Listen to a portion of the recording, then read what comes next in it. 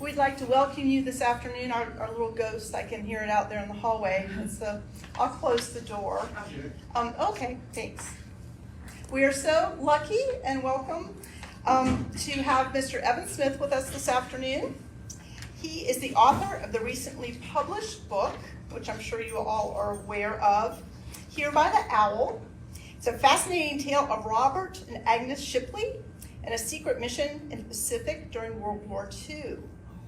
Mr. Smith is a journalist whose work has appeared in many places: Forbes, USA Today, the Claremont Review of Books, Town Magazine, Upstate Business Journal, the Greenville Journal, and other publications.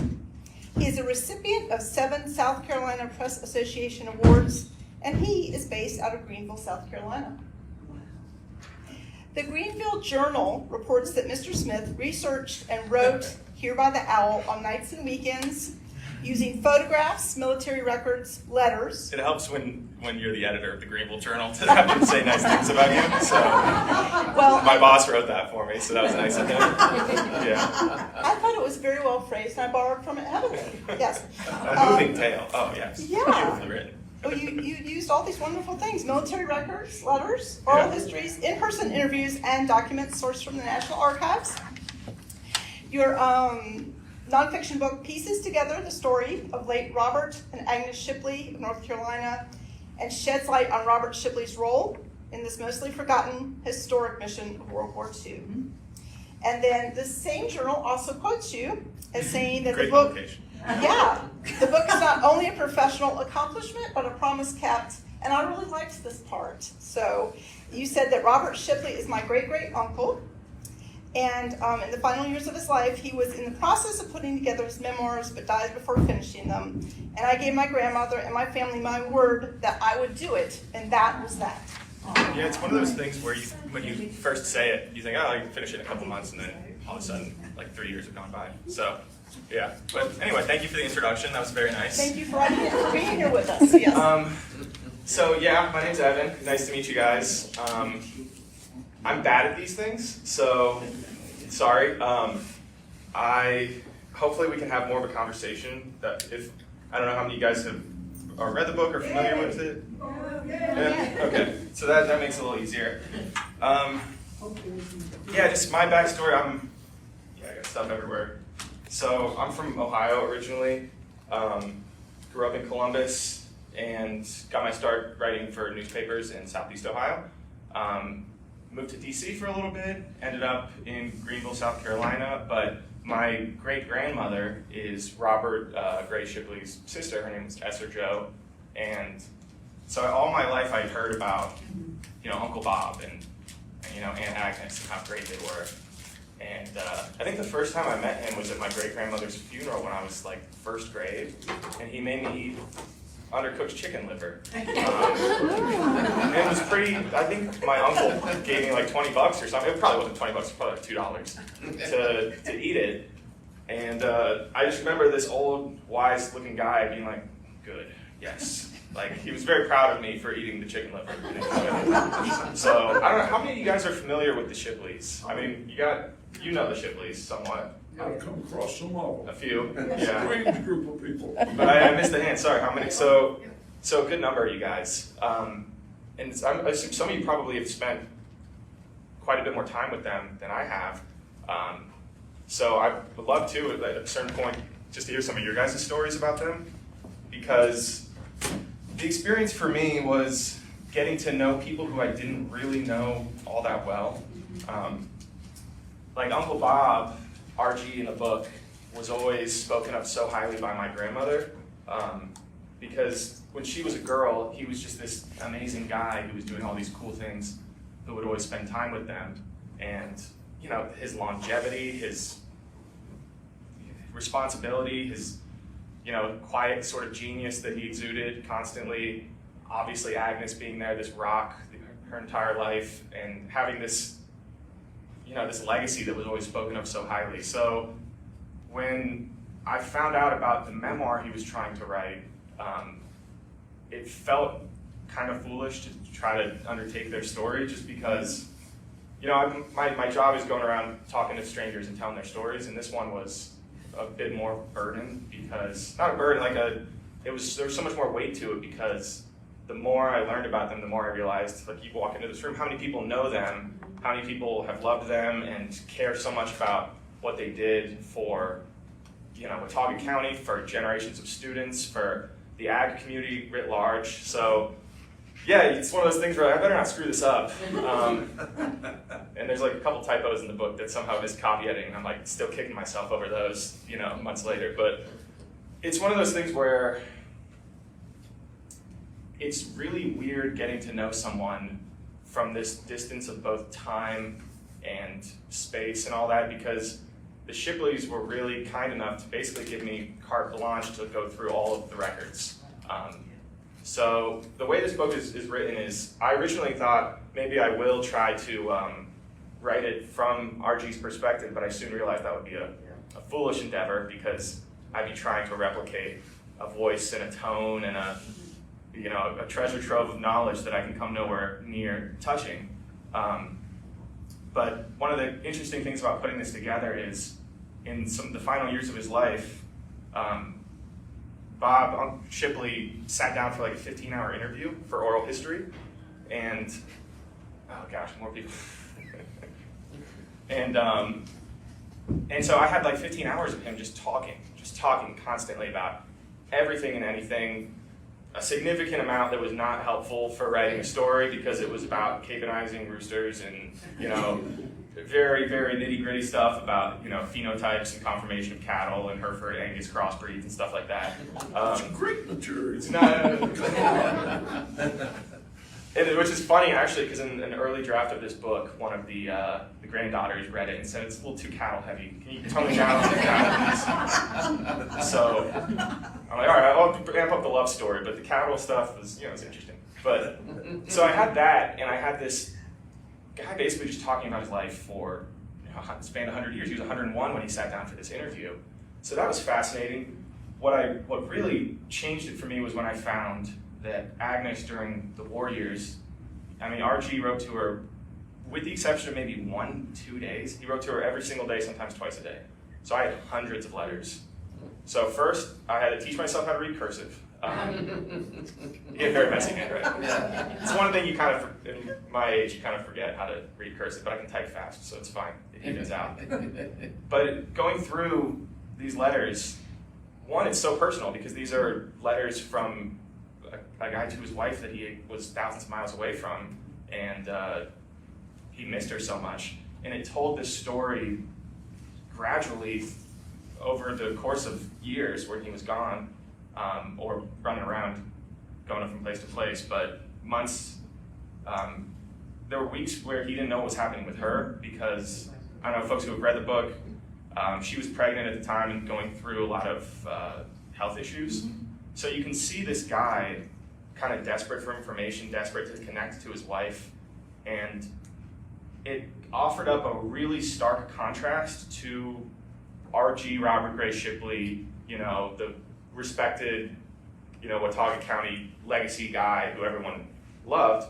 He was just a total sap, complete lovey-dovey guy when he's talking to his wife. So it kind of slowly just made me realize, rather than writing out this whole long epic history, that really what this is a love story.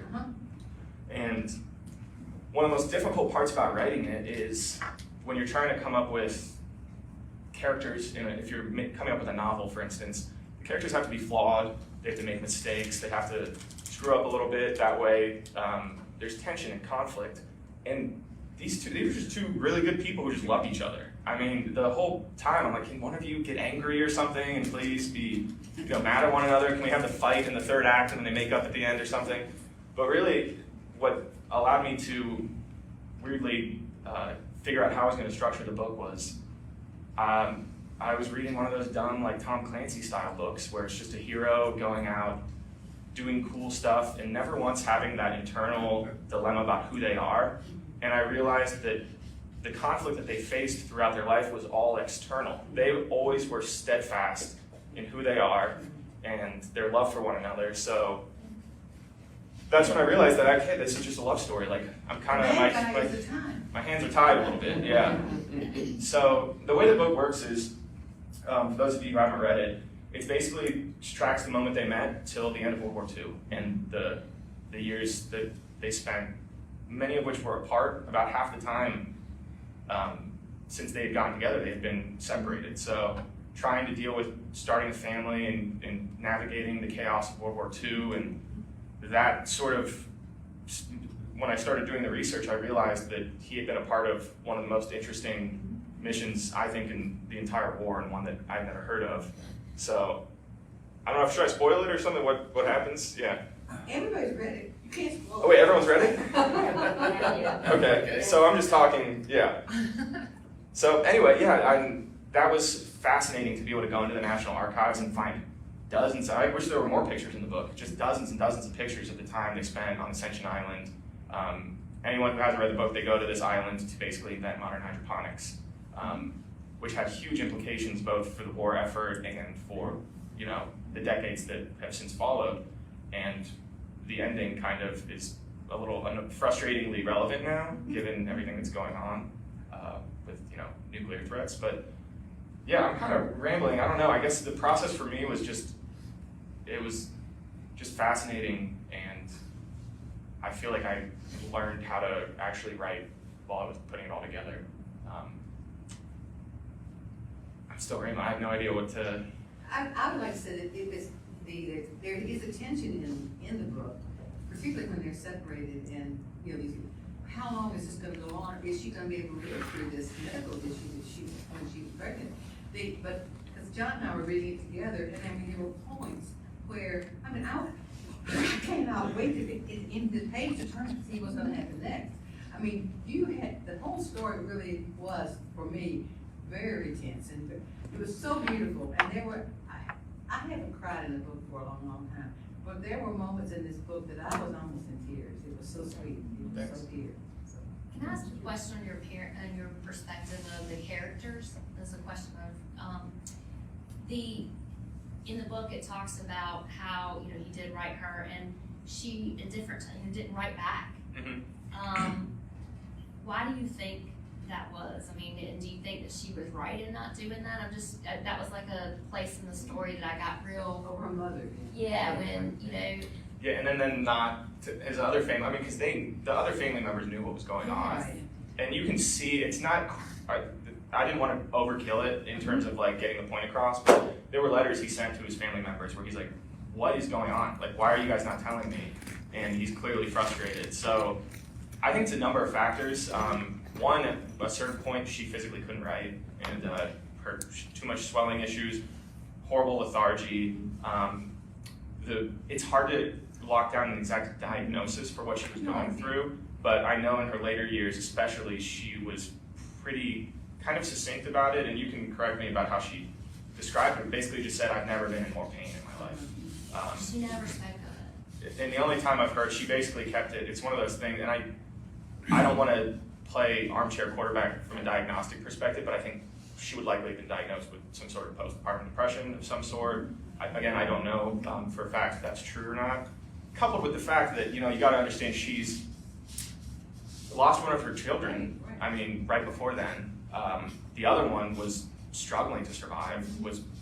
I mean, if you think back, like 3 pounds 3 ounces in 1945. And she's all alone. Yeah, and it's the coldest winter on record. So, I mean, you can go back and read. One of the things I did when I was doing the preparations for this is you can go online and find every single issue of the Watauga Democrat and other newspapers. So I just read all of them from the entire 40s. And it's fascinating, because you can also see like family stories pop up again throughout the thing. So it's an interesting way to like get a feel for a community, because even though the book is set largely away from Watauga County, I wanted this place to be kind of a character in and of itself, because it kind of was like a family member to Archie, and Agnes kind of accepting it solidified, I think, their love for one another. But yeah, to answer your question, yeah, I think some of the reasons she couldn't respond is she wanted to write properly and just couldn't bring herself to do it. And there are, you know, smatterings of responses here and there that she did, and especially picked up sort of, the book takes a jump ahead a few months, that's when she did start to communicate more. But yeah, I mean, she had a rough year. And being frozen inside, coal shortages. You can go back and look at there were coal shortages. Pipes were freezing. They had to, simple things like I mentioned in the book, having to boil hot water bottles to situate around the baby, to keep the baby warm. Her hands are swollen. She's struggling to get up and down the stairs. She's also stubbornly trying to do as much things as she can herself. So yeah, it's just, I think it was a whole bunch of things that sort of left her kind of in this frozen state. So that's kind of my understanding of it. I knew you had access to a lot of the other letters, so I didn't know if there were other things that you And read and. There were much fewer letters from her, understandably, during that time. Also, I think she was a bit more sentimental, I think, in terms of what she saved. So she saved all of them. I'm sure there are some that RG had that sort of got lost by the wayside.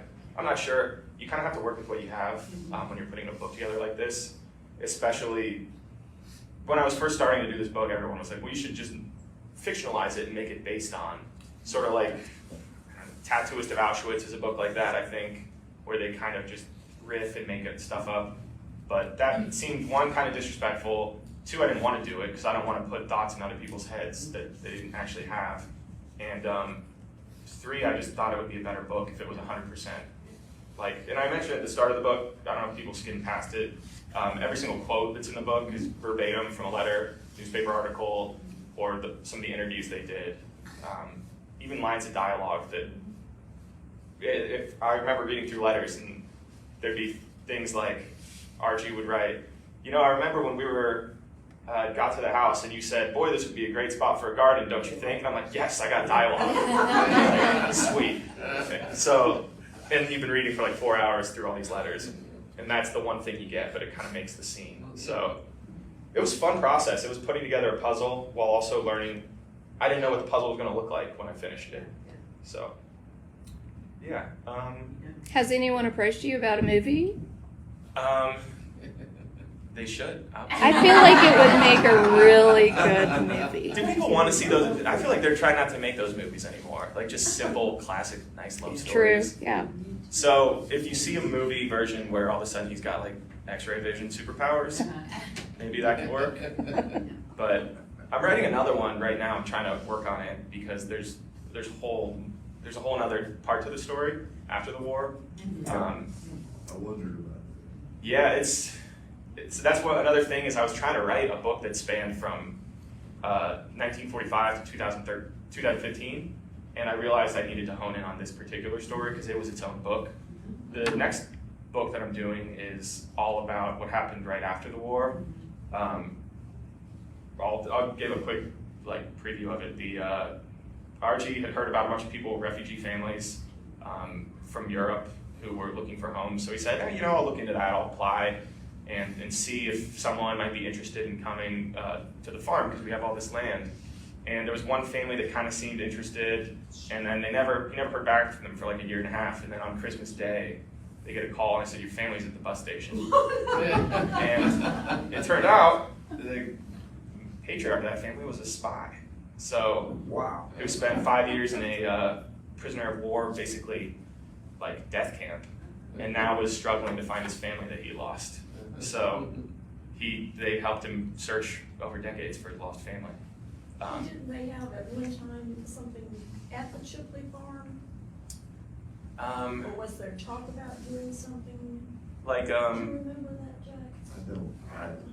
The Shipleys did so much. Mm-hmm. What are your guys' memories of Agnes and RG? Because that's one thing I'm curious to hear about, is I'm talking to so many people and they all have different stories, but if anyone would want to share some of theirs, I'll gladly glean that information and use it to my advantage later on. I really didn't know Mr. Shipley. I knew of him because I was not at Code Creek when he was there. And my biggest memory of him was he and his wife took up money for those fish fries we Yeah. first had. Oh yeah, fish fries. And he stayed with that fish fry right up almost until his final days. And I believe he had to really wheel and deal to get the freezer space, right, for all the fish.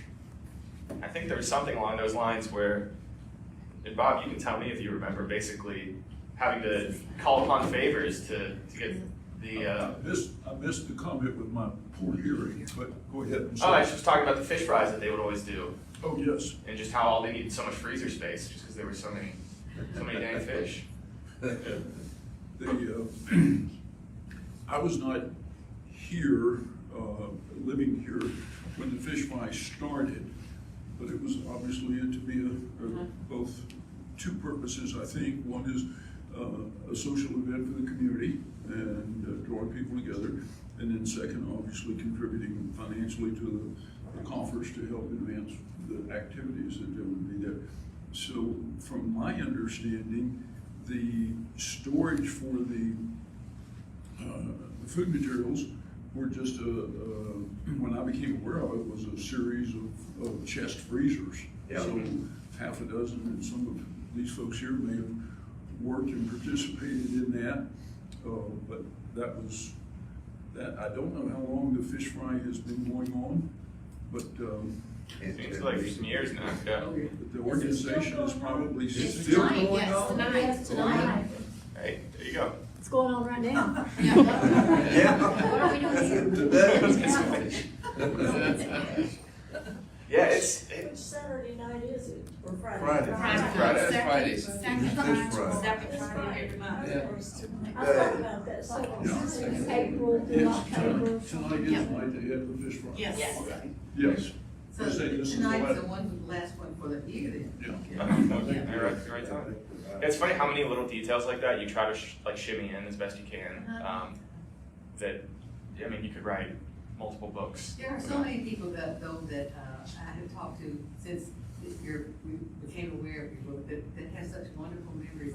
You all almost want to have TED Talk, so, and get everybody. I would be way more stressed then if I did Yeah, that. but to find, because one of the people that I talked to last week was Rufus Edmondson. Many of you all know Rufus, and he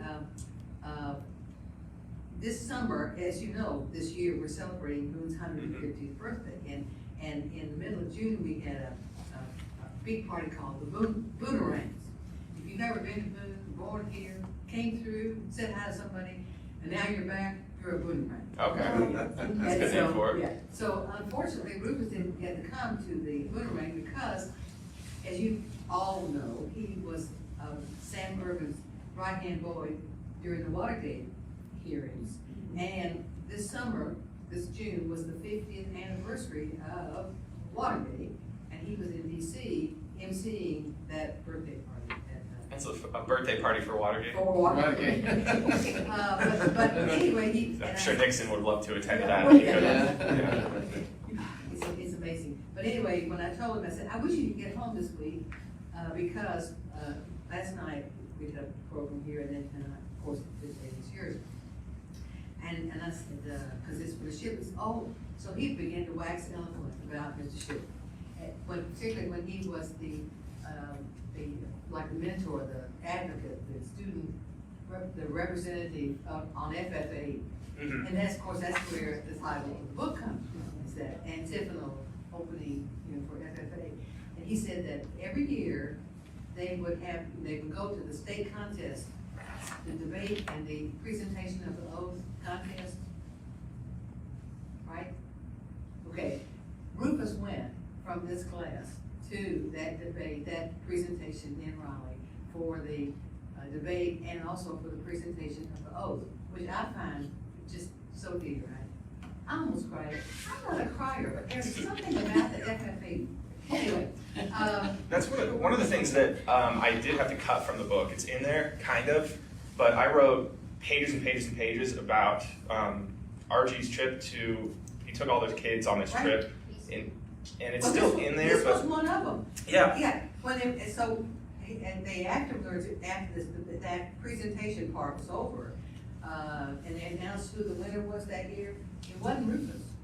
And he's still very, that's just still.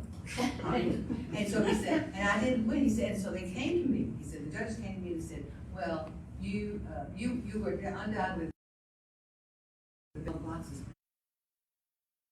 But you didn't have on your FFA jacket. And therefore, you know, you think you can. And so years later, Jim Graham, who was Secretary of Agriculture in North Carolina, made a presentation to Rufus of his FFHA. Aw. He could have had, but he accredits all that to Uh-huh. Mr. Shipley. And one, if I haven't said this already, the reason it's called Here by the Owl, while they do sort of explain in the end, that was always the title that RG had Oh, really? for his memoirs, because he thought, and it was actually given to him by a student who said, you know, you're this wise guy, you really exemplify that station, so you should call your book Here by the Owl. And he said, you know, I like that. And so that's why it's called that. But one of the reasons that in the second part, where it's the Mountain Boy section, when I touch on that trip that he took in the height of the Great Depression, I mean, he's crazy. Why would he do that? He was 24 at the time, 18 rowdy kids, or whatever it was, in the back of a wouldn't be possible legally now, because they're just like, all right, guys, on bumps, hold on to the seats so you don't tumble off the side. Is I found emails and letters that folks had sent him in their later years. Like his students were in their 70s now, or whatever it was. And they're like, dear Mr. Shipley, I just want to let you know, I remember clearly that trip, pages of them. So I had multiple perspectives detailing this trip that I wrote like 25 pages of it. And I had to cut it out because people were like, you take a weird just pause, hard pause to spend way too long talking about this trip, and then you get back to the war. Save it as a short story. Maybe for the next one I can shimmy it in somehow, a little bit more in depth, but they lost a kid at one point in Mexico, and we're like, oh, for like a day and a half. So that was bad. Hey Jim, how are you? Pretty casual conversation here. And yeah, so just the fact that you have folks like writing, sending emails to him all those years later with all these memories, I think is another testament, I think, to his impact and how much people loved him and yeah, how much he meant to folks. So yeah, it was just a great experience writing this book. And I kind of got a little sad when it was done, so luckily I have another one to write now. But yeah, just the response to and sort of getting to know, you know, my last name's Smith, so I come from like the Smith side, but having the Shipleys, you know, be this sort of other family, I wasn't close with them really, so this process also kind of brought us together in a way that, you know, means a lot. So I got a lot out of it, even just because of that. So I'm talking at you a little bit too much, sorry. But It's been wonderful. It's good to see it the other way around for a change. yeah. This is Jim Hamilton, who was the head of USDA here in town, and You're gonna be here next and week, right? he's going to be the speaker at At our Farm City Banquet. the 67th annual. 66. Yeah, it has to be actually really It should be time like 67. 67, but we didn't get to do 66. Thank you, COVID. So it is the 66, AKA 65th year. And that's how I knew the Shipleys was through Farm City Banquet with him. So we're so excited to have you here for that. Yeah. Would you like to take over? Oh, I'm good. Aren't you gonna be here like next week or something? Or did you already speak here? Oh, It's yes. November, sometime in November. November? Okay. Yeah, Jim's book, The Last Entry, will be part of the series of books that the library is sponsoring. And it's I think that's November 10th. November 10th, good. Pretty sure. That's right. I'm trying to think of what else to say about it. It was fascinating finding all of the declassified things that was going on with the Air Force and finding H.H. Arnold. I mean, that was, talk about like good finds when I was doing my research. When I saw him specifically mention the team on Ascension Island, I was like, no way, this is great. I have my ending now. Did it ever occur to you, I didn't know, when you said he was sent to it, I said, okay, where the hell? Yeah, and I thought, well, it's got to be South Pacific, like Easter and Ascension, that all belongs to South Pacific. Wrong, yeah. There could be, I cut so much out of that chapter in terms of the history of Ascension Island. Crazy stories of shipwrecked pirates. I mean, there's just so much stuff was going on there. Charles Darwin's experience, writing about it. And now there's a lot of stuff with GPS that goes on that island. A lot of secret stuff. Yeah. If you try to type in Ascension Island on your Google Maps, it says no, basically. No, you can't go there. You have to figure out your own trip. So maybe one day I'll get there. I wasn't able to do any in-person stuff, but I went through tons of, you do like drone tour things and YouTube videos to properly describe it. Obviously all the photographs that they had in the National Archives was a great find. But that little green cap on that little island, we just were fascinated by that. It's strange. Yeah, it's a strange place. It's almost like, and little things like that I sound like I made up, but the lunar rainbow stuff. I mean, that's so. I didn't know that was a thing, and he just was writing about it in depth. What the turtles do and how they have this weird otherworldly quality, and the birds being a menace. It was just a fascinating thing to learn about and really fun to write about. That was my favorite part, writing about it, because it felt almost like I was writing a fantasy story, but it was all facts. Here's the photos of it, So that was great. Yeah. That one brought a piece of reality to me that I did not know. As a child, we knew that Dad was there on Ascension Island, but the story that apparently the servicemen were given, as best they can translate from Dad's communication, was that the mission was there to be able to be an encouragement for the service staff by way of being able to produce a fresh vegetable, a tomato, and be able then to deploy that production, and not that they were ever going to feed all the folks from that, but that was an element of encouragement. So it was a PR sort of thing. It was almost USO-esque to a certain extent. So regular CIA story about, hey, we're just out here to help people feel good. And so it was only with that background of the founder of the Rand Corporation, and saying, oh wow. Yeah. And Dad never communicated that to me to us as a kid that I can recall, because all that was kind of new. Yeah.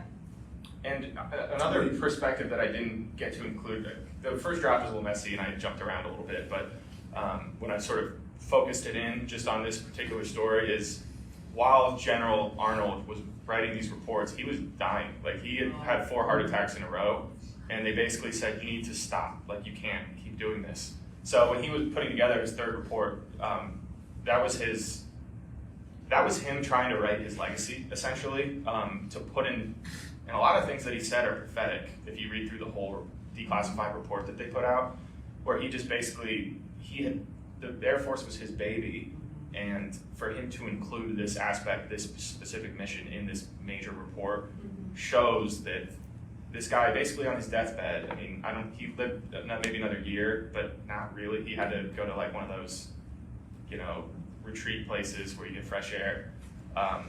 For him to include this report in there showed that he saw this as just as significant as some of the radar advancement, jet propulsion, things like that he saw as was going to be the future of warfare.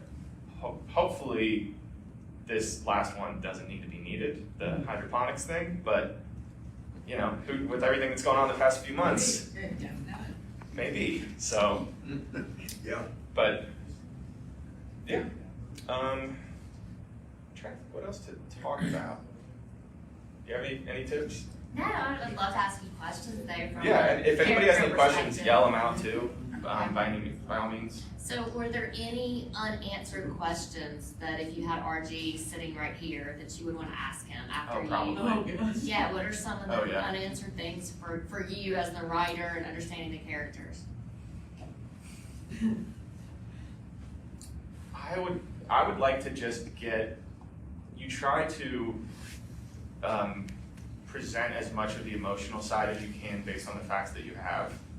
So I knew he was frustrated and feeling certain emotions based upon what he said overtly in his letters, but I would like to just get into his head a little bit more to know how does that feel, what's that frustration feel like, and does he have regrets? What was he afraid of? Because he always projected this sense of like calm steadiness, I think, and that can't be true 100% of the time. No one's like that all the time. So I'd like to know times when he felt afraid or worried, or, you know, what kept him up at night, I guess. And I guess same goes for Agnes. I had a little bit more, she was a bit more expressive. But still, the two, you know, a certain extent was kind of like that. She was very steady, like you said. She never talked about that pain she was in. It was only way later in her life that I think she said even the slightest bit. I have, you know, I think Laurel told me her perspective about how the only thing she said, and it's in the book, is that all she could remember was being in the worst pain she's ever been in, and that she kept looking out the window, waiting for him to come home. She just was imagining, he's got to be coming. Where is he? Where is he? So to get her to just talk about that a little bit more would have been fascinating, but I think I had enough to know who they were. I was very blessed that there was so much that they had of themselves that was there to look through. So, and I'm also glad that their letters affirmed rather than debunked that perspective. Because if I'd read through the letters and it was like, listen here, I'm sick of you, you know, that'd be an awkward thing to bring up to the Shipleys. Like, so here's the thing, they hated each other. But so that was good. Yeah. Did you get a feel for his sense of humor in the letters? That was definitely in the interview. In the letters, yes, to a certain extent. Man, there's some cheesy dad jokes in there, though. Like, I forget if I included it, where he's like talking about playing golf. He's like, "Hope you feel back up to par, eh?" Like, I could see Agnes reading that, being like, "I'm very sick right now. I don't appreciate that joke." Yeah, he had a very dry kind of, Yes. yeah, laconic sort of sense of humor, I think, and yeah, I mean, you grow. He's the kind of guy who would be like, "So I was castrating this bull the other day. Pass the salt, please," you know, at the dinner table. Nothing was, it was fine. That was completely normal. So I think, yeah, he did have he was very blunt to a certain extent. Got a question with your research for history. With that, we all know the reference to the Greatest Generation, and my question is, with the combination of the research as well as the personal interaction that you gathered from there, it's not any disrespect to mom and dad, maybe a stretch of imagination, but do you see them in part as being just reflective of the culture that was a part of our nation and our community at that time, that was so true of so many people that, yes, we see them as extraordinary, but did part of this history context, as you're looking at as a younger person, could you see that there was that they were representative of a broader fabric that may not be seen in the same way? Is my question clear? No, yeah, and I think, yes, you're correct. I think they are emblematic of the times to a certain extent. And that was another thing that was fascinating. Like I said, I was reading through all the newspapers, and there was just this mutual understanding and mutual sense of shared responsibility that I think is not present today, unfortunately. So, and like you said, not to disrespect them, they are of their time because of that. That being said, I do think, and they would, if they were here, they would stop me saying, yeah, no, we are not special. We were just doing our job. Well, you know, we made a wonderful video. There have been several during the 150 celebration, and I think it was one of the cultural boys that, or one of their children said, you know, during this time, during his lifetime and during World War II, Boone is full of ordinary people doing extraordinary things. And I think that, in a way, says a lot about what the Shipleys were doing. Just good old ordinary people, but they were doing some extraordinary in their teaching and where they went to farm, what they did in the war, just they came home and did such wonderful things and touched so many people. So one thing that I'm just talking about stuff I cut from the book. I cut it because it felt perhaps a bit too performative, or it just didn't fit. But one thing I did was, I went through, you have digital copies, of every single newspaper from 1943 to 1946. I went through and I read every notice of a death or injury, and I screenshotted them, and I made a collage of all of these kids from Boone, from Watauga County, the Watauga Democrat, who got horribly injured or died. It was pages and pages of them. And you see names coming up again, you know, say, oh my God, wait, I know this name. Yeah. That was his brother, he died a year earlier, now he got shot down. And you see,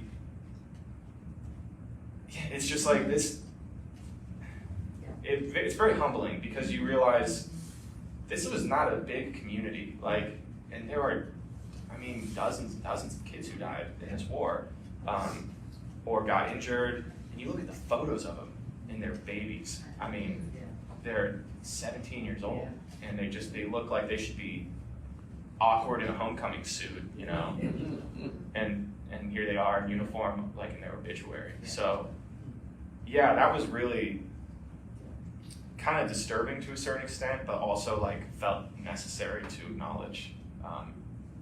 So yeah, I mean, going back to what you're saying, I think they would have considered, Archie and Agnes would have considered themselves very ordinary, doing their typical part. They probably would have said they didn't do enough because here were all these people dying and fighting, and that's kind of in the book a little bit, his sort of hesitancy to feel like he did enough. But I do think they did plenty. So, do you guys know the Eggers family? Is that I'm sorry. the Eggers family? Acres? Eggers. I just remember there were like 4 brothers who like died in the war, and they were all one of them. It was so sad. I forget his name. I think Morty Eggers maybe. Hero hotshot pilot, and they're like he did all this cool stuff. And I just imagine because he popped up in so many issues because he was just this ace pilot, and I imagine children reading about this hero, and then I get to 46 and he gets killed, and he's missing in action, and then there's another issue like we think we found him, I think he's okay, and then the next one's like confirmed dead, and I'm like, you know, that was 80 years ago, and I'm reading it on this weird portal in an archive of the North Carolina newspaper records, and I'm like, gosh, there's so many stories that could come out of just Boone alone, just from that time period and now. It's You can be a boomerang if you want to. you can be a boomerang. What's it happen when you just keep coming back? Yeah. But yeah, and it's a shame. Like, it feels weird that so many of these stories haven't been written yet. Is another thing. So I could spend the rest of my life just writing about Boone. And I would never not have enough material, I think. I think Which it's feels weird. interesting the fact that you got so much information from the letters that you got. And with this generation, people aren't writing letters. I'm curious about that, because that's, when you start doing this kind of work, you start looking at what other writers do. Like, I don't know if you guys are familiar with Eric Larson. So I kind of just tried to write somewhat in that style, or like he was a model for me in how to write a historical book because I'd never written one before. I actually get to see him next week because he's coming into town, and I get to interview him, which is going to be great. It's going to be really awkward. I'm just going to be like, I'm a big fan.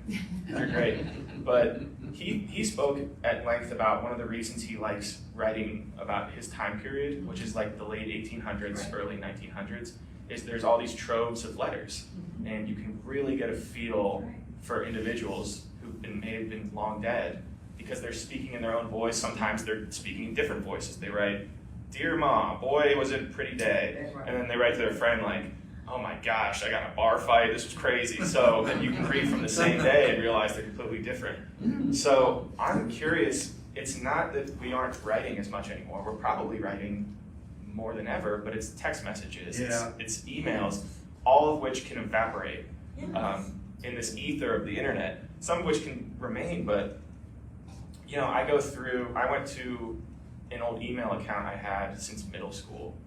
I'm like, let me log in and see, and it had been wiped clean. And I was like, I hadn't been on it in like 3 years. It said, yeah, you were inactive, so Yahoo deleted your server.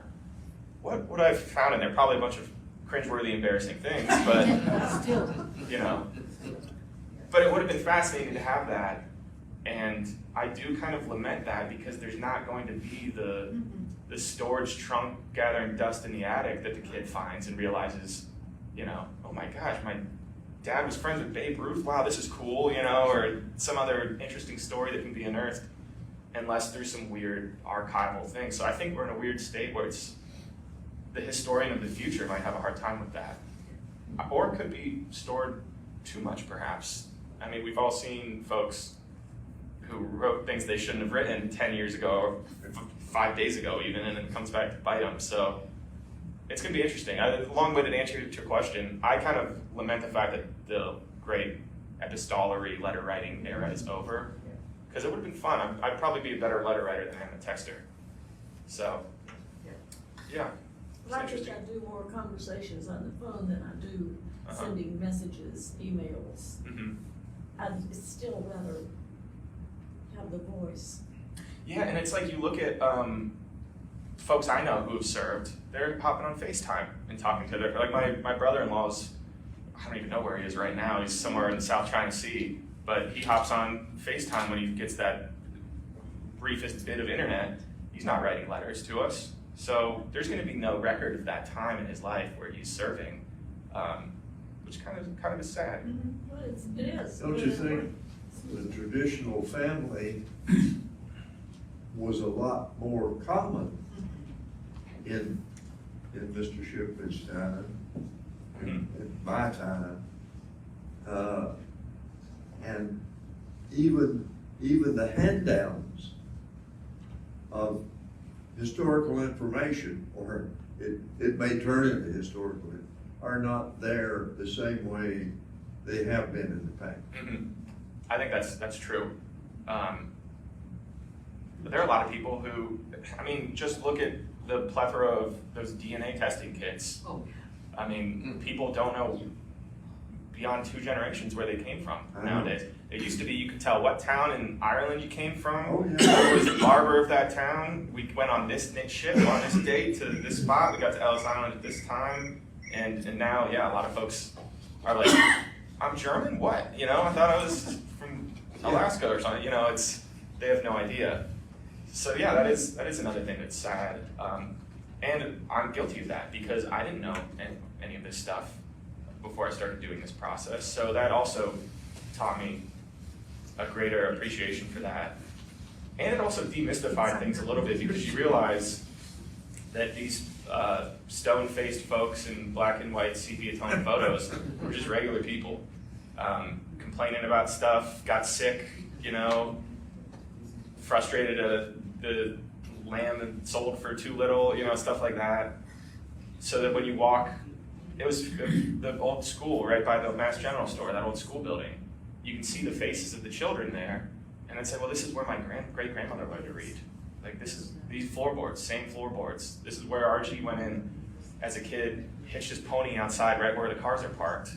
And there's something, it just makes you realize how close we are historically to them. There's not this great chasm that you kind of imagine when you think about stuff that's generations ago. Anyway. Thank you. I just think this has been wonderful. And I hope you all will stand around and talk with him and talk with each other this time. And please, Joe, thank you. Yeah, thank you guys so much for having me. This has been a pleasure and an honor.